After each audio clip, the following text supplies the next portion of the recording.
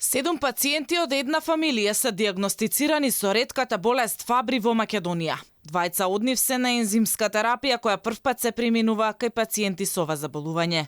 Оваа диагностика е голем чекор напред за македонското здравство, велат докторите од клиниката за нефрологија.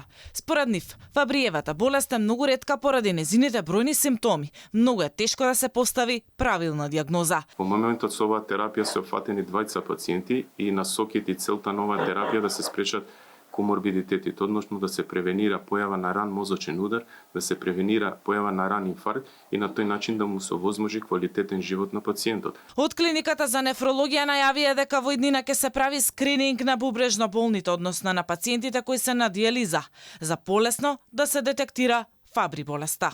Македонија покрај сите критики има еден од подобрите скрининзи за ретки болести, дискутирајќи со меѓународни чинители, дури подобри од некои членки во Европската Унија, и тука треба да се заблагодари на сите инволвирани во раната диагностика.